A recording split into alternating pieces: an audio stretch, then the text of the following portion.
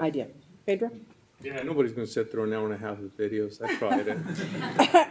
That's why I prefaced it the way I did. YouTube. Madam Chair, is one of the concerns I have is that, with no offense to council, but the minutes are gonna reflect the report was discussed.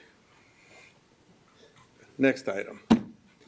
And this issue of where we landed and all the conversation will be lost in those minutes.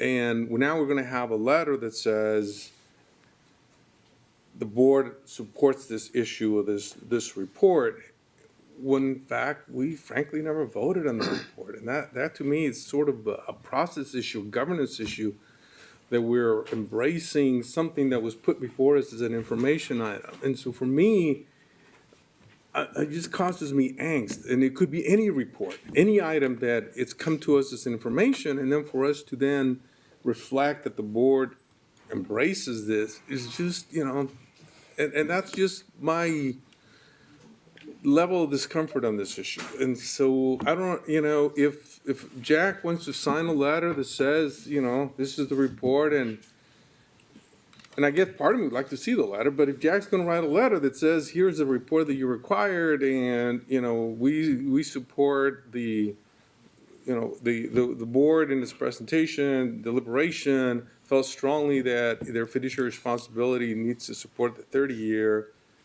to me, that's a different story. But just backdoor vote on a report before it just causes me angst.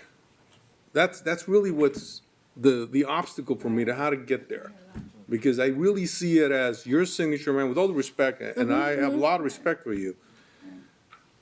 That's a backdoor vote that should not occur. And whether or not we agree with this and whether or not we were immersed in the meetings, that is not what's before us. But I will be the minority, and if the consensus can be reached by my other board members, I just like the record to reflect that, that was not where I was, and that it's not just a discussion item, that I felt strongly that this, that's not the way we should do business. That if an item is before us to vote, we vote. If an item is before us as an information, we take it as such. But that's all I'm gonna say about that. Thanks.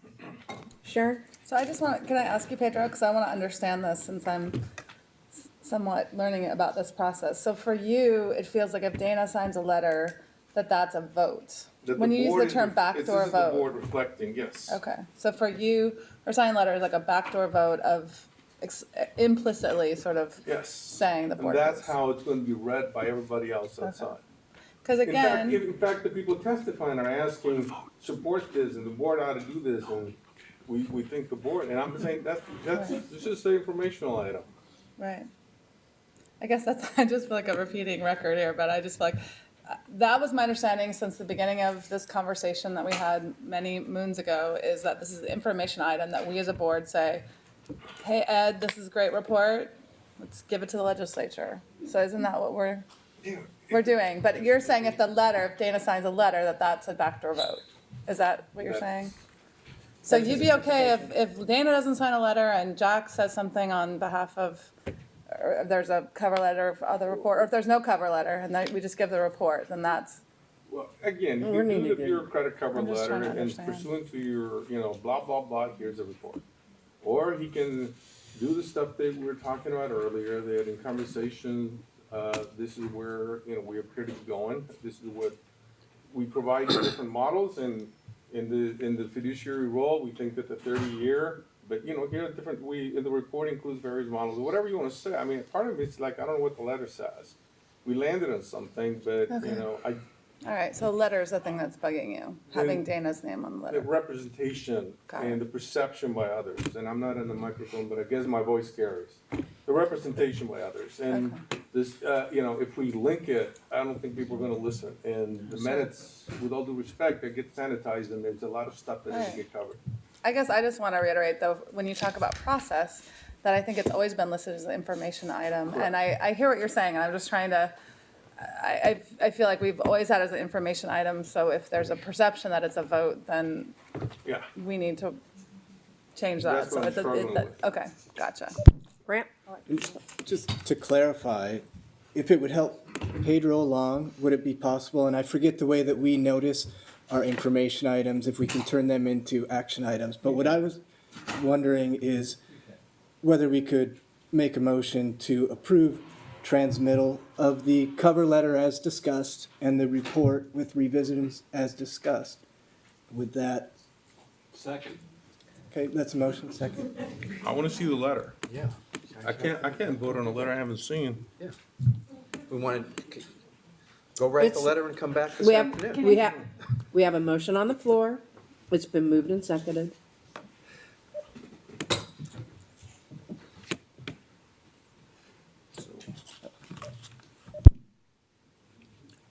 I have just as strong of feelings as you do, Pedro, that we could perhaps take a vote of whether I sign a letter or not, and we vote it down, and then somehow that gets transferred to the whole report.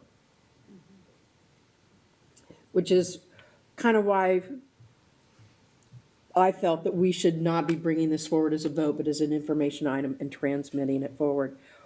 That said, we found ourselves in a position where we do have a motion on the floor.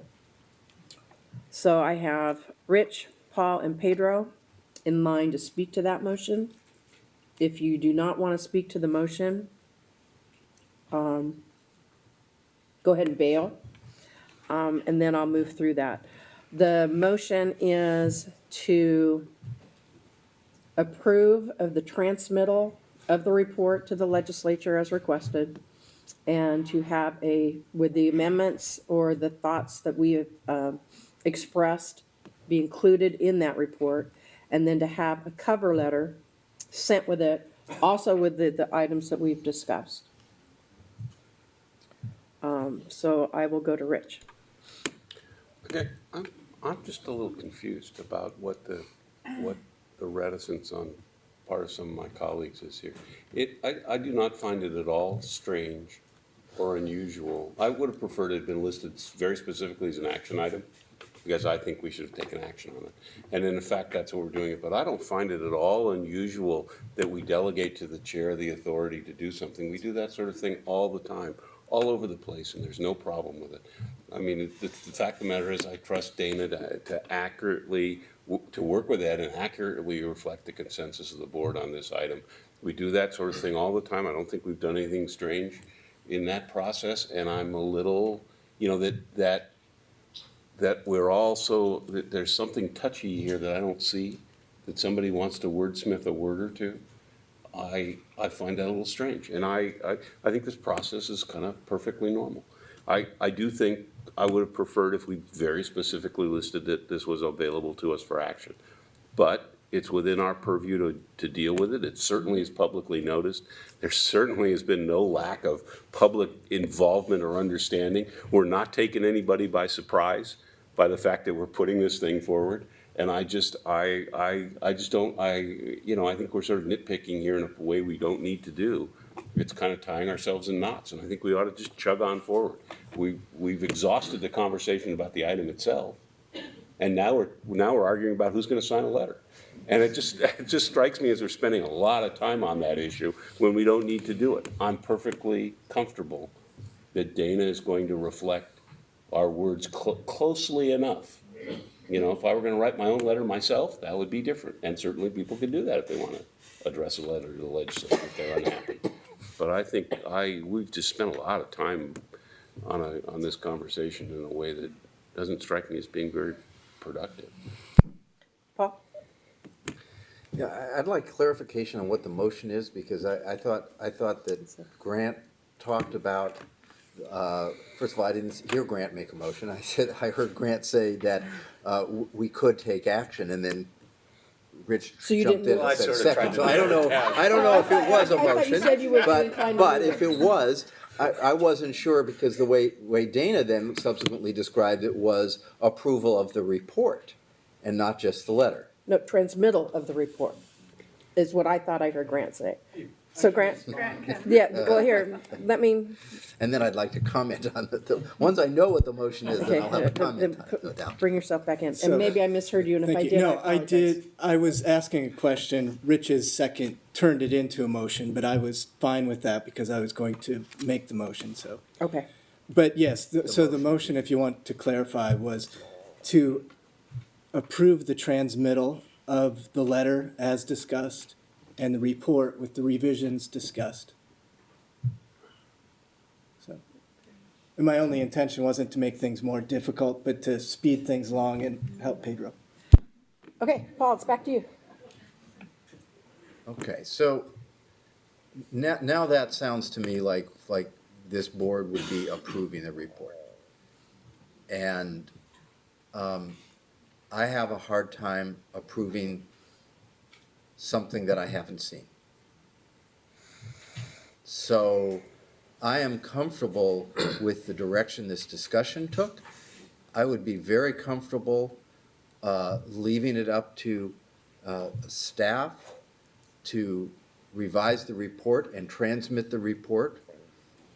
But I haven't seen a cover letter. I haven't seen the words. I start thinking that that means that this board approved that, and I'm not sure that I'm ready to do that. So I think this has been a great discussion. I think we have developed consensus. I too, like I think many board members, had fully expected that actually we were going to vote on this. Yes, it's been an information item previously when this has come to the board, but that today it would have come as an action item. It surprised me that it didn't, but it didn't. And so I would like to keep it the way it is, because I think we have a whole different discussion if we're now taking action. This whole discussion we've had today was based on an assumption that it was not going to be an action item. And now if it becomes an action item, I think there's more scrutiny, and I'd like to see what it says. I'm comfortable, if it's not an action item, letting staff reflect this discussion with a very simple cover transmittal letter that just says in response, here it is. So. Michael?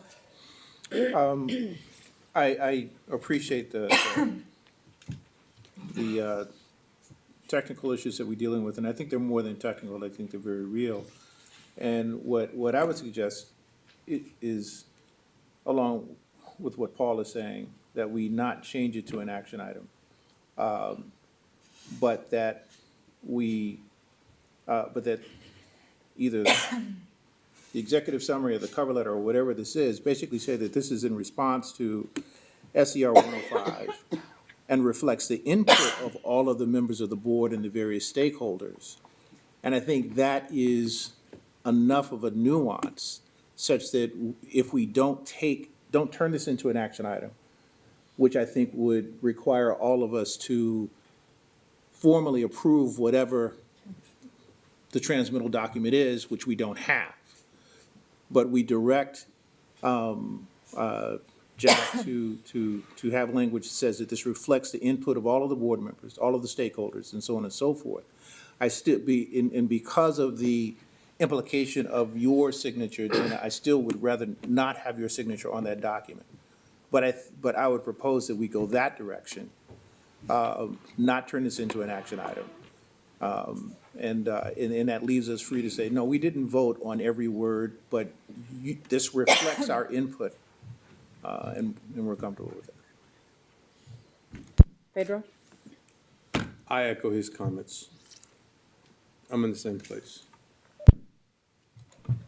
Grant? Based on the comments, Paul, Michael, I can rescind the motion. You're withdrawing your motion? Yes. Does it have the approval of your second? What's that? Does it have the approval of your second to have your motion withdrawn? Yeah, I still don't get it, but seriously, but I'm okay. I mean, and maybe there's what I was thinking is that maybe we just sort of table it for a minute or two, and maybe we can get a draft of this back. I don't know how long we're going to be here. Are we almost done? No, we only have about another hour and a half To left. take a look, but if I really thought we had sort of consensus on this. I don't. Apparently, people are more reluctant to sign on to that than I expected, and I think that may be worse frankly, if we make a I vote. think So it would. So I'm okay with, with withdrawing the second. Thank you. Eric? The motion has been withdrawn. I just want to go back to the comments that Mr. Lawson just made, because I think his comments may be the sweet spot for us to be able to have this information item transmitted in the spirit of SCR 105. And I think that's ultimately the objective of today. So if Mr. Lawson, if you could just repeat or summarize what you said, and I'd love to see whether or not that will lead us to ultimately what we want to achieve, which is the transmittal of the report in the spirit of SCR 105 to the legislature. And it reflects the And it discussion. reflects the discussion of the committee. Yeah, in response to. Michael, jump in. Thank you. In response to SCR 105, the following reflects the input of all members of the board and all stakeholders and whatever else you want to put in there. That it reflects the input The from input, all of us. Yeah. And do we still want it to still portray the view of the board, our fiduciary duty? What we believe our fiduciary duty to be? Yeah, absolutely, Okay, all right. absolutely. Alrighty. That's the gist of the letter you want me to sign, is that where we ended up? Is that where we're gonna end up? That's where we're gonna end up. But you're not voting on that, No, but that's we're what not it is. voting on any. No one's voting today. That's the gist of what So- you'd like me to include in the letter that I I think we're there. signed. We are Is what- directing you I think we're there. to write the letter that way. Is that, do I have that right? Yes, I think we're there. Just so you know, though, because I'm a careful person, after we put these comments together, at the very last minute, I am going to make sure Dana just looks at everything we've done to make sure that we're on track with what's been said today. I hate to say, but we do need a little guidance on those rest of those edits that were in the draft document to you, even though you've been working over this big topic. We want to make sure we've got the edits, if they're okay or not, the other edits. Right, Yeah. because now we've I just thought you talked might think about, it's break time, but those. it's, okay. it's way beyond recess, let me tell you. Yeah. Was there anything else in the document and the edits that were proposed that give anyone angst? I think we're good. Okay, then we will finish those issues. All right, recess. All right, let's take a 10-minute break and we'll be back. We're back in session. Item 8 is before us. I'm sorry, 7 is before us. Thank you. We did 8 yesterday. We have a handout at our seat in addition to what we had in our board packet. We'll go with Cassandra. She'll tee it off. That said, each one of our department heads, executive deputies, has a 3-minute report. We are scheduled for an hour. If we do that, then it will take us that full hour.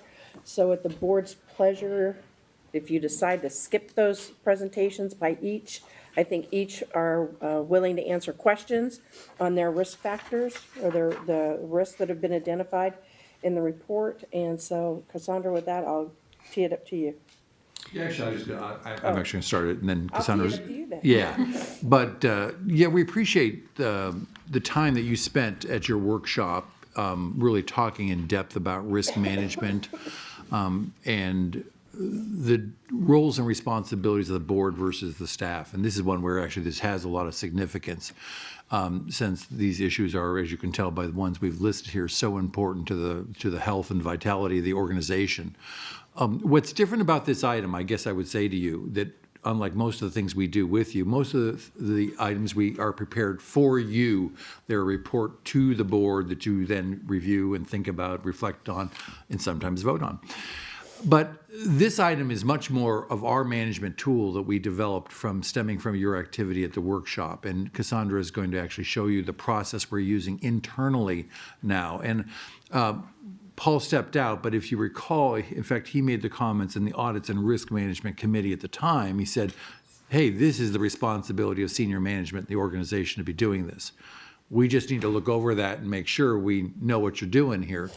So what we're trying to do with you today is give you a sense of what we're doing as the executive leadership of the organization around risk management.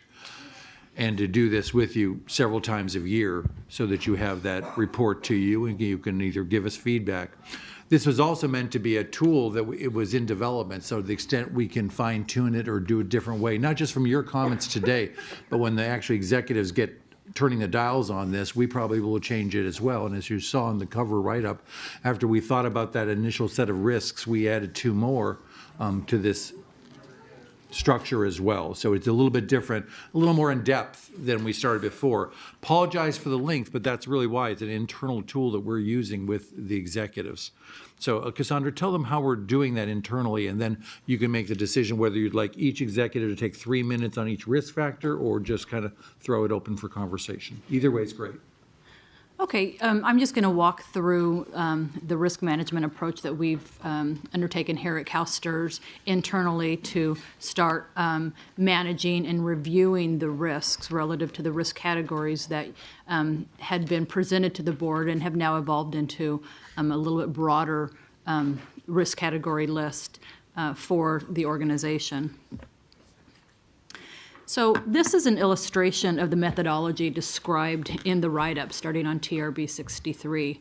And our approach included starting on the left with risk identification. We identified risks that we may experience while pursuing our strategic goals and or carrying out our business objectives. We categorized the risks within the 9 risk categories. Previously, we had 7 risk categories. We divided one of the previous ones into 2 independent categories and added reputational risk as a 9th category. We defined each risk through a detailed risk statement. And then we identified sub-risks that represent specific events or activities that drive the primary risk. And then we assigned ownership to those risks. On the right, it illustrates how we assessed the risk. Each sub-risk was evaluated against the impact and probability. Impact was assessed according to the extent to which the risk might affect the organization, and the probability was assessed on the possibility that an event would occur. Impact and probability ratings noted on TRB 64 are assigned as the risk currently sits without the planned mitigation strategies. So when we scored these risks, we put them on a heat map so you could see where they are relative to the importance and significance in the organization.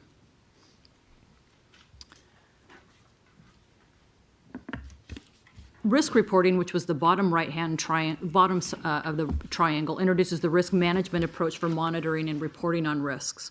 Using the report format documents included in your material starting on TRB 69, we have established an internal reporting process which engages executive staff and other relevant participants in debate and discussion on risk management activities.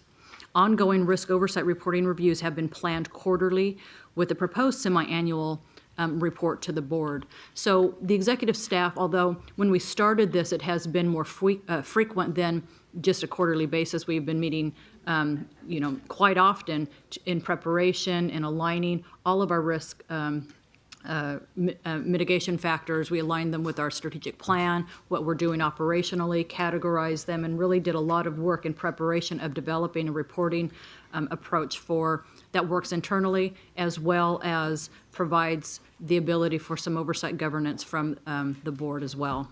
So I think the executive staff members all have their information in the templates, and if you wanted to do a presentation from each of them, or we can just answer questions.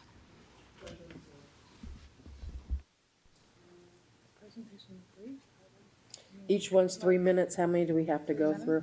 9. Pleasure of the board. I'm up for questions. All right, we have the report in front of us. You've had the opportunity to read it. Do you have any questions of the Pedro? Page TRB 87. I could miss this.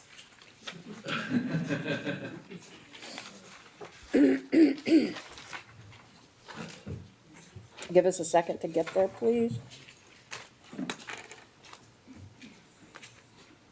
Now, the language for the business objective, while you're all kind of getting yourselves there, was we didn't write that, actually. That's the language out of your strategic plan that you spent, actually some thought and debate around.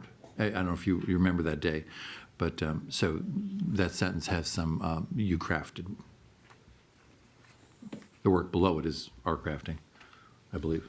Right, Yeah. okay. So we're there? Yep. On, I guess on the sub-risks, you know, on the pension reform legislation could take could substantially reduce guaranteed defined benefits provided to members, risk response reductions, have continued educational and strategic meetings with advanced groups, blah, blah, meet and educate legislators, defined benefit, blah, blah, which is fine. But on B, when we talk about conduct thorough legal research on contractual provisions of CalSTRS and respond to research report articles that assert benefit changes are legally permissible that alter members' contractual rights. I guess I'm sort of struggling with that role versus our fiduciary role. I mean, I see this as, with all due respect to the audience, this activity ought to be a CTA activity or Retired Members Association activity, not CalSTRS activity. Going back to our fiduciary role again, where should we be spending our resources? Our resources should be spent on the protection of this fund to make sure it's there when our members retire. And so to commit resources to this sort of activities to sort of question the fiduciary value of that. And why don't we make it real and use the example where it was actually done too, just so we're not just having an intellectual conversation around it. So, you know, one example that you all were quite part of was the Little Hoover Commission report that made a number of assertions around contractual rights based on some legal research white papers done, testimony that Little Hoover Commission received by professor, various things like that. And your general counsel and your outside law firms looked at that report and ended up writing a very lengthy letter on behalf of a system, really responding to those legal points so that, in fact, people crafting legislative proposals didn't take those legal theories and go off and running. So that's been the rationale of the system is in examples like that where they really represent ideas that are not sound, don't have any legal basis in the system, but it is in fact we have viewed it through that activity that we've done before as our responsibility to give some factual input into the conversation. So. But I guess the question is, to that point, should the legal cost associated with that be picked up by CalSTRS, or should that cost be picked up by the affected parties, CTA, retired teachers? And so that's sort of what I'm sort of raising in terms of our fiduciary role. You know, Michael asked for some data the other day, and they said, well, you know, is it really your fiduciary? Is it worth the fiduciary cost or our fiduciary role? And you're going to be spending, I don't know how many thousands it was. And my guess from my view is, and I didn't vote with Michael on this issue, so it's not like I was supporting his proposal, but it sort of triggered that, well, yeah, should we be spending limited resources, whether it be taxpayers or retired teachers, that we have as fiduciary role on this activity? And that's just the question. Could I try one example, maybe better, if that one doesn't feel close enough to No, the I issue? get what was done. Well, I'd like to do one where the board actually filed a lawsuit, but again, based on that legal analysis by the staff and the board's discussion. In fact, the board, when Governor Davis chose to skip the $500 million payment to the system, again, compromising the contractual rights of the system, that very question was put to the board legally, and Ian and others, and you back there? Yes. Had a discussion. Was it the responsibility of our stakeholders behind me to be filing that lawsuit and doing that legal analysis, or was it the responsibility of the board? And obviously, it ended up, the board chose it was their responsibility, but they were ultimately joined as co-plaintiffs by the stakeholders. I mean, that's a very real grounded one, not a theoretical threat, but that's fair though, because that's a payment due to us. And the contractual right that was compromised. Was a contractual right compromised to us because it was a payment due to the fund, and we ought to protect the fund. That's what protects the contractual rights of the member.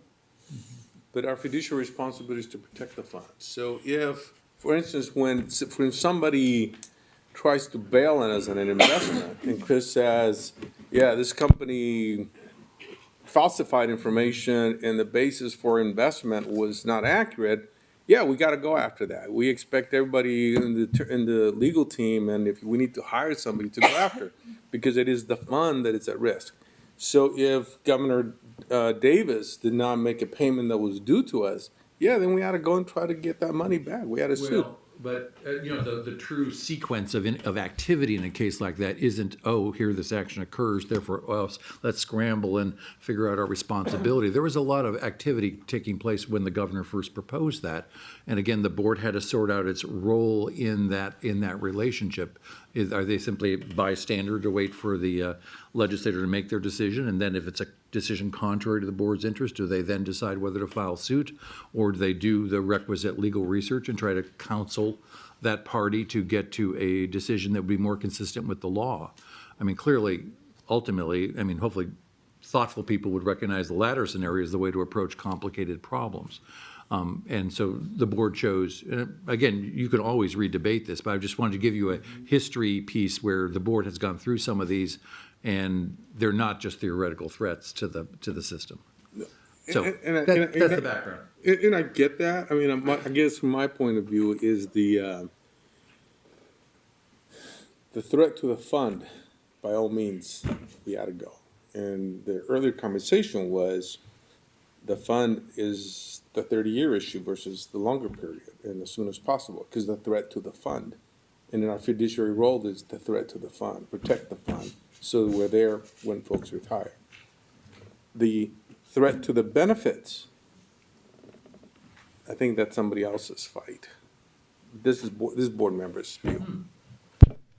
Rich? It's not a day when I disagree with my friend Pedro so often. Your logic divides the money from the people. And I'm sorry, say that again? your logic seems to divide the protection of the dollars from the protection of the recipients.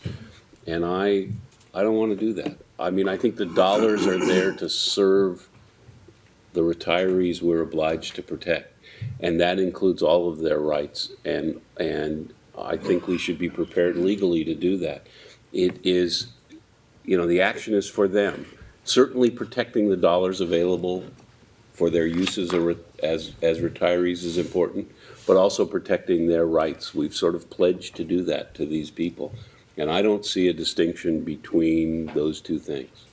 If we are not protecting their benefits as they exist, and, sure, in the world there are things that may change those. There are. But part of our task is to protect them. And I don't see that as you would sort of draw that, well, okay, if we're not financially in jeopardy because of this, we don't have to weigh in on it like a payment. I don't see it that way. I see us as protecting the folks and the system that's there in every way, shape, and form. Our responsibility is to them. Frankly, the money is a tool to do that, but we should be protecting their rights and inside the pension system. I just feel really strongly about that. And I think having strong legal defenses available to us and knowing what the state of the law is helps us do that. And in the specific case of that litigation, because it's a purchasing power, it actually has a direct impact on the benefits to the members, because under the law, the guarantee is that the benefits get paid only to the extent there's funds in the account to pay the benefits. So if there's less money in the account, that has a direct impact on what benefits get paid. It doesn't affect CalSTRS because we're not paying a benefit without funding. The benefit just doesn't get paid. So it is directly affecting the benefits paid to the members. And the board decided that it was appropriate to sue on that basis. After the vote in San Diego, which changed things a lot and which is subject to litigation, I was talking to a friend of mine who works for the San Diego pension system. I said, well, what's the position that the pension system is taking? And she said, well, we're taking no position whatsoever, because she said it's not our responsibility to weigh in as to whether this is proper or legal. That's for the city to work out and the stakeholders to work out and the courts to work out, but it's not the pension system's responsibility. So I think that's a different perspective than is reflected here. And I guess I've always kind of thought about this as our fiduciary responsibility is, and Ian might correct me or others might disagree, but that our fiduciary responsibility is to ensure the pension benefits that have been earned. But it's the legislature and legislature's decision to make decisions about how pension benefits might be earned in the future and what those pension benefits might be. And that's, I think, a distinction that can make it very clear that we defend contributions into the system, but not necessarily that it's our role as fiduciaries to weigh in on changes that might be legislated in the future. That's so. I do want to hear from Ian, but it seems to me that this language is trying to get to that it doesn't quite complete the message. Because I see this as trying to make a distinction between legislative actions that we determine are not legally permissible. And what's not here is, what if there's a legislative action that would reduce or adversely affect members' benefits, but is legally permissible? What would our position be then? Because I think that's when the point that Paul is making and the point that Pedro is making really comes to the fore and is not really addressed here. And I think we can address it kind of theoretically, because I don't know that it's, that well, you know, to the one that Paul just mentioned, that adversely affecting benefits of future members. Legally permissible. Would we expend resources to challenge that? Not something that we want, not something that we would like to see, but legally permissible, I think not within our mandate.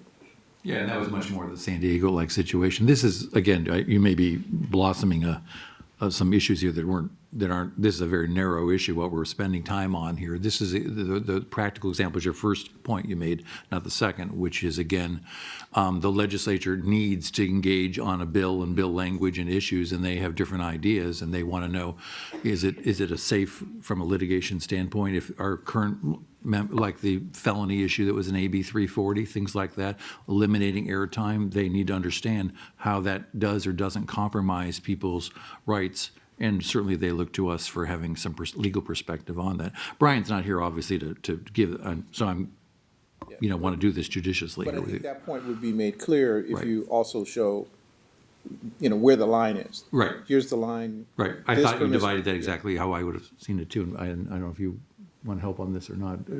I know you didn't work with Brian on this, so.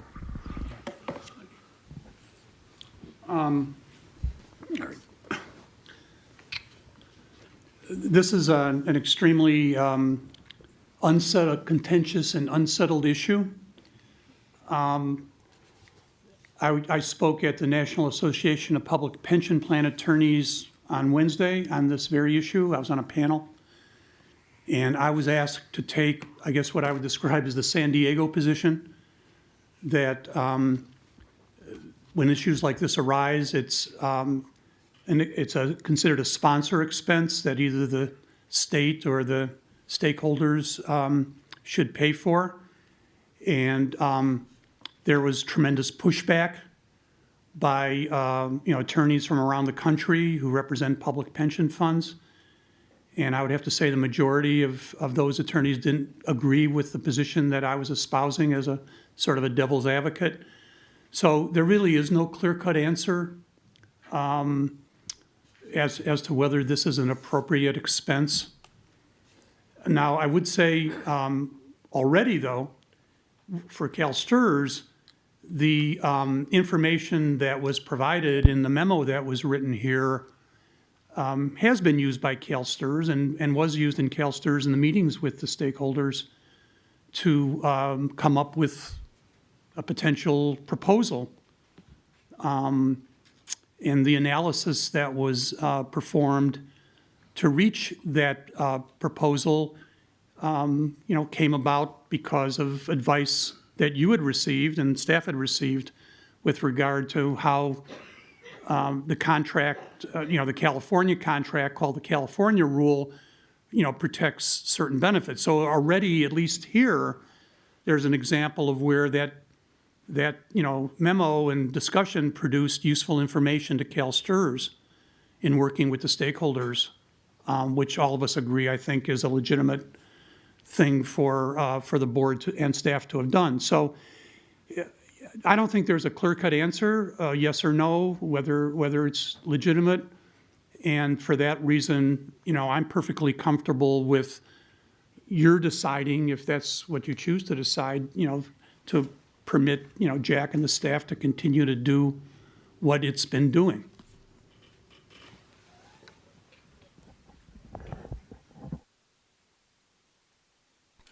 I don't have any further speakers. Oh, I have on a Bob? different matter. This is a question for Jack, sort of as managing everything here. Because we were shown nine risk areas. And everything, and all these sub risks, and then, probability and impact. So, geek that I am, I put them all on a little matrix here to see where they all fall out. And if you look at the risks that are either likely or almost certain, and at the same time are major or catastrophic, they fall into only three categories. They fall into either a number 4, which is pension administration, number 8, which is operational, and number 9, which is reputational. So what I want to get an understanding of is from your perspective, managing the entire enterprise and managing the different senior staff who have ownership of these different areas. How much are you using this to sort of say, well, these really are the areas that we need to be focusing on? Because it seems to me to suggest that all 9 areas aren't of equal importance. The first test is, what is there, do these 9 areas resonate and have alignment with how we're spending our time and our focus? And I think that's what you're saying to me.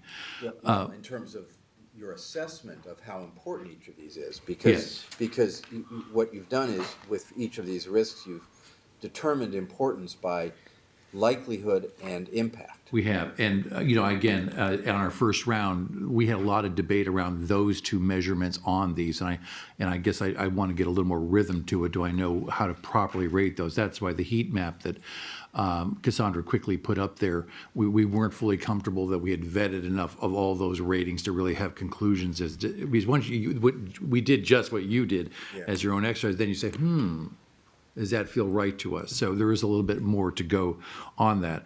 I think we all felt good that these were the challenges that as a whole that we're facing, but then the subdivisions within that, particularly around on the investment side, reaching their targets and working through those issues with you in the investment committee, and the conversation we just had a few minutes ago around funding, certainly represent the bulk of the prioritization of time. So things like, even though reputational, to use that one example, trust is a huge issue in business, so it is very relevant.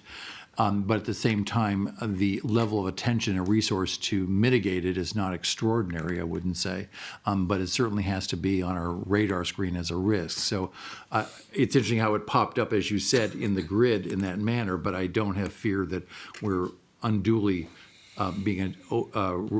assigning our resources to that risk category when we should be working on funding or investment performance. So I think we're close, actually, overall. And they're not so voluminous that there are any here that are marginally important. So I thought beginning this exercise, it was a reasonable basket for us to have a coherent conversation with the executives on month after month. So first round, feel pretty good, pretty good. I will say, since you brought up the reputational one, I did want to share with you just an interesting point about that. Because if you read the sub-risks that I put on there for the reputational one, those are things that either you know about because we've experienced some of those here, or you know about them from other pension systems. They're certainly not ours, but those all represent real things that have happened in the environment, and you can fill in the blanks, your examples that are those. But it was interesting, just this week, if you're familiar with Edelman, they're the global public relations firm, they released the Trust Barometer. They do really the definitive survey of business executives and the public on trust. And CEOs look at this survey very closely. It's always presented at Davos to start the conversation, and then business CEOs use this throughout the year. But of the 4 institutions that are used in this global survey, meaning business, media, and NGOs, non-governmental institutions, and government is the least trusted institution of all 4 quadrants in that global survey. And it's interesting, they break down the reasons for trust, and they vary differently. For example, for private sector business, the leading reasons for not trusting business in the private sector are wrong incentives driving business decisions, corruption, and fraud. Those are the driving issues of lack of trust in the private sector.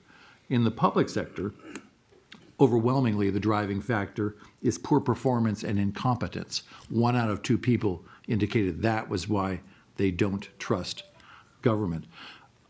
For us, and I just want to bring it full circle, we do an annual survey of our members, and that trust, because we're a financial institution, is so important, and that's why we feel the reputation does come into that. But historically, we do that survey every year for 10 years, and I'm not going to get it precisely right, but it's about 82% of our members feel strong about the trust and credibility of this institution.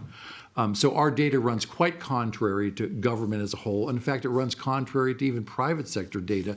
I always remember the survey McKinsey once did about, do you trust stockbrokers, investment professionals, bankers, insurance agents, and 75% of Americans said no.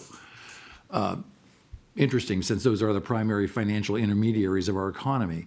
But for us, we've enjoyed a very strong relationship of trust with our members, and I feel that some of the things that have occurred these last years in our public pension community have started to compromise some of those perceptions. So I think it is important to be attentive to that reputational piece as part of that risk categories, but certainly not something I spend an hour of every day on, for sure. Well, I also think this is helpful for us to see where we should focus our oversight. And I think, if we continue to see these evaluations, that it would be nice to see kind of a grid of, where do all the risks fall, because. Sorry. Well, because, the one risk that is both almost certain and would be catastrophic, so that sounds pretty bad, like we really should be paying attention to this one, is 4A, which has to do with pension administration, and it's we're trying to address it with That's the right. new system, right? That's right. And so, but it sort of clarifies for me that in your mind, Right. of all the issues in front of this organization, that's the one we better make sure we're also paying attention to. I appreciate you saying that, because it's not theoretical, that one. We know Right. factually Right. the And so weaknesses. I think this Thank is you. very useful for, not just for you, but it's also very useful For for us in terms of where we should focus our oversight. And putting it all together in a single matrix would be very helpful. So And we thought we would once we feel a little more comfortable with the heat map definitions, we would bring that into the discussion next time or time after. So it gets a more visualization of just what Paul did individually. I think you should make it prettier than Paul's, though. Yeah, mine's, I can see his. I'm not a good graphic Nerdy. artist. Janice? I just wanted to point out that we too view it as a risk, and it's not just that we need to make change there, but the actual implementation, which is why you see the business renew oversight in here. And we're trying to bring that to the forefront of your attention because we do have risk, not only with the current system, but with the implementation of a project of that size. Before I go to Pedro, you have talked to Gary about the milestone that we're making in putting that all together and getting away from START, because Gary lived Yeah, that's right. with the nightmare that was START. Pedro? Madam Chair, I know that we did not give the staff the opportunity to present the report, but as you can tell, I did read it. And I found it very, very helpful, very useful. Thank you very much. There's a lot of effort that went into this, clearly. And so, one board member, thank you very much. Thank you. All righty. Thank you very much.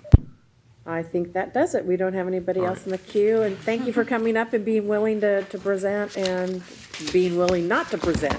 Well, thanks for working with us on this one. This is a collaborative project, a little different style. Next one up, insurance. All right, indemnification. All right, Ian. Dana, did you notice that there were 5 women up there? Yeah, that was good. Good job, Jack. I You just had noticed there were 5 women. 5 up there. women that were presenting in front. I just thought I would note that. There was no action. And now Ian. An old white man. Oh, All well. right, you're all right. Well, I don't know, but I guess I should start. Brian asked us to draft language for the policy manual on indemnification for the board and other fiduciaries. And we did, and what you see here is essentially our take on what the current status of your indemnification coverage is, where we have a fiduciary insurance policy which covers some things, and then for other things, you're covered by CalSTRS and under the government code. And what we've tried to think of are, what your ultimate objective is with the fiduciary insurance, which of course you're required to purchase by the Ed Code. And I guess the most important language on that score is the first sentence of paragraph 3, the board shall purchase an insurance policy at a reasonable cost that provides the broadest coverage against liability for legal defense costs and damages. And as you know, we're still exploring broader coverage for you than we currently have. And unfortunately, I haven't had a chance to talk to Brian, and Lamont isn't here today, so I don't know where the status of that right now.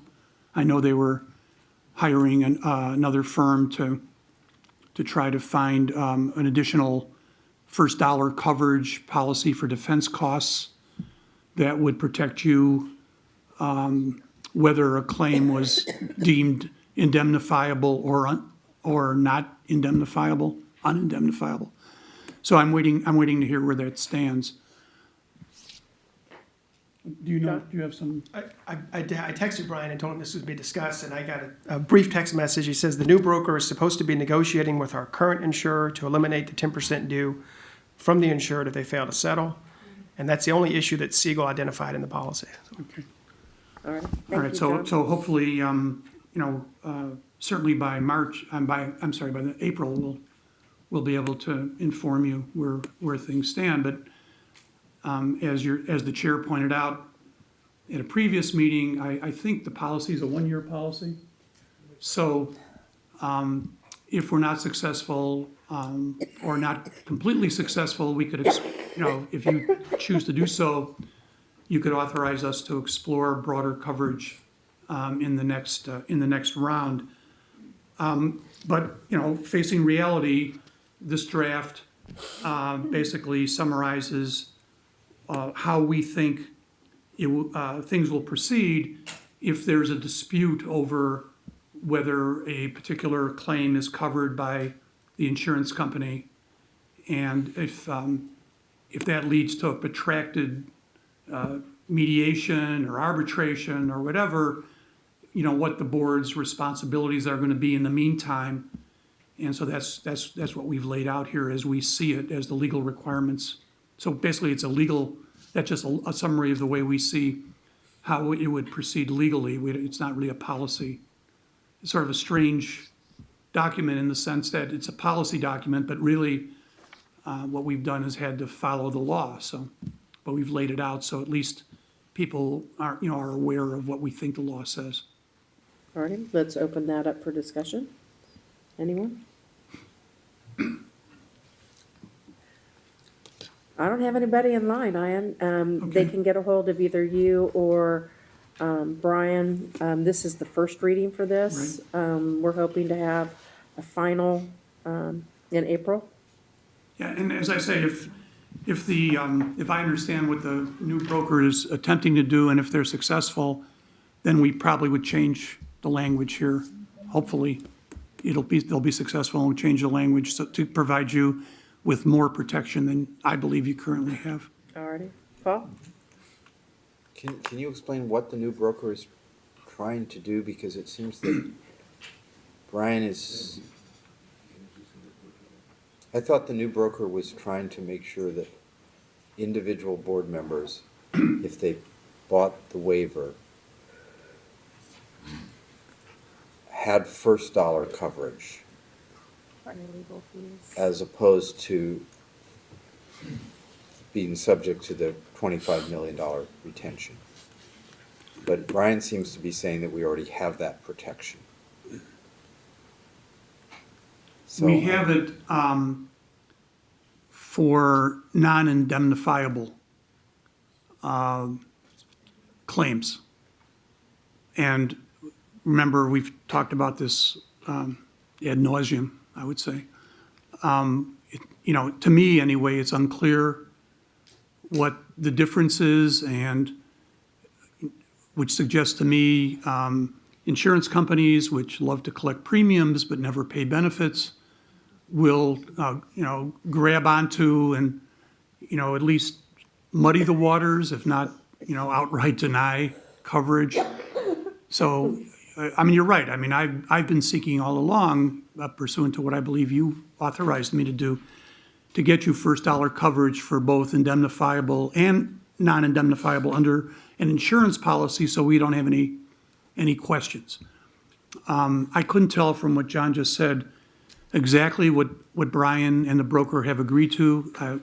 Brian, I hadn't had a chance to talk to him because he had this family emergency, and Lamont's not here, so I will explore that with him and/or Lamont as soon as I can, and then and then see where we are. But as I said, time has passed, and if we don't get everything we're looking for in this current policy, I will do my best to see that you get the best protection in the next policy. All righty. Thank you. That's all I have, Ian. Thank you very much. And if you have any further comments or questions, please get in touch with Brian or Ian. Moving on to our consent agenda. I have a correction for the minutes of January 10th. Steve Depew is listed as CalRTA and he's actually CTA. I think that's the only, watching out for you, Steve. I think that's the only correction to the minutes. You have a new sheet in front of you that should have 5 educational opportunities on it. It's the one with So- Rich Zeiger, that's the most Yeah, recent. we've added Rich to the That's when IFED. you got it. It has the educational budget and the funds committed to date in red. So I'll give you a minute to find that. We have action items from audits and risk management and compensation. Is that for us to vote on, Jack? Are you talking about the committee reports? Yes. Neither of the committees had any action items that you need to It's just take the action report. on. It's Take just to action on. accept the report. It's just Okay. the report, yeah. Then I'd like to go ahead and do the same with the information, number 11, A and B. We do have the written reports that came out of those committees, so I would like to move both those consent agendas at the same time. Is there anything that anybody wants to pull for any further questions or comment? Seeing none, I'd entertain a motion to approve both 10 and 11 as amended. It's been moved and seconded. All in favor say aye. Aye. All opposed say nay. Any abstentions? We have adopted both our consent items, action and informational. We did item 11, or item 12, last night. Items referred by committee for board decision. I don't think anything came up in our meeting today. We do have we have a letter that we have received. I think this has come from the whole retirement coalition. Is it from the whole coalition? Jack, this is the whole coalition, isn't Yes. it? You have a copy in front of you. You can see that that has come from AXA, CalRTA, CFT, CTA, et cetera. I would like to refer this to the Board Governance Committee. And so, without any objection, we'll move that forward, and you have this, and Michael, you know that's coming to you. Alrighty. Then, item 15, the draft agenda for the next regular meeting, which is in April. Jack, do you wanna run us through that?